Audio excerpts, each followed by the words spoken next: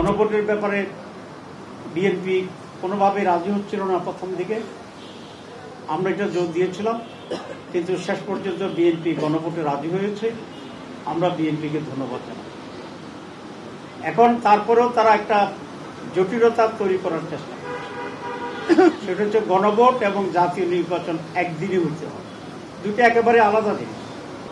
Election কমিশনে, সচিবালয়ে, police প্রশাসনে আজকে সেখানে প্রায় 70-80% অফিসারেই একটি দলের আনুগত্য করছে, তাদের মাধ্যমে এটা হচ্ছে। আমরা গেলে তারা বলে যে প্রচন্ড চাপ। তো চাপ কোত্থেকে? একটি দল থেকে আসছে, তারা বলেছে। তত্ত্বাবধায়ক সরকার জুলাই সনদে আসবে, গণভোটের পরে এই বিষয়ে আসলে চূড়ান্ত হওয়া সম্ভব। এর আগে তত্ত্বাবধায়ক সরকার যাওয়ার কোনো ধরনের আসলে সুযোগ নেই। আমরা বলেছি নির্বাচন শাপলা কেন আমরা পাবো না, তার আইনি সাংবিধানিক ব্যাখ্যা আমাদের দিলে তখন আমরা অন্য প্রতীকের বিষয়ে বিবেচনা করব। তার আগ পর্যন্ত সেটা যদি নির্বাচন কমিশন না দেয়, তার মানে সেটা শুধু প্রতীকের ইস্যু না, এটা নির্বাচন কমিশনের নিরপেক্ষতার প্রশ্ন, নির্বাচন কমিশন ন্যায় বিচার করছে কিনা একটা দলের সাথে সেটার প্রশ্ন। ফলে যেই নির্বাচন কমিশন আমাদের নিবন্ধন এবং প্রতীক বিষয়ে আমাদের সাথে ন্যায় বিচার করে না, তার অধীনে নির্বাচনে গিয়ে আমরা নিরপেক্ষতা এবং ন্যায় বিচার পাবো, সঠিক ফলাফল পাবো, সেটাও তো আমরা বিশ্বাস করতে পারছি না।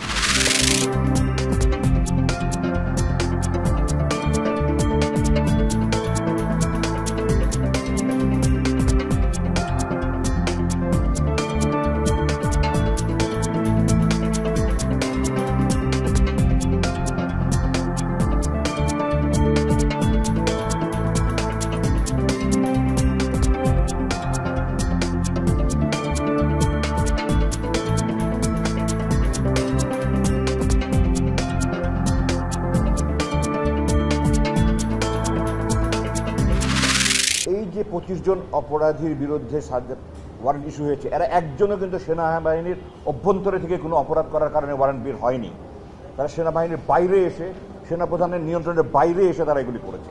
999 জন ভালো আর একজন খারাপ, তার জন্য পুরো বাহিনীকে বদনাম রটানো, কুচ্ছা রটানো কিন্তু কোনো দেশপ্রেমিকের কাজ নয়। আমার স্বামীকে নাকি ইন্ডিয়া নিয়ে গেছে, তাকে নাকি মারা হয় না, এটা বলছে জিয়াউল হাসানের ছোট ভাই। এসি ভ্যানে করে আনা হয়েছে, যেটা আসলে ঠিক না।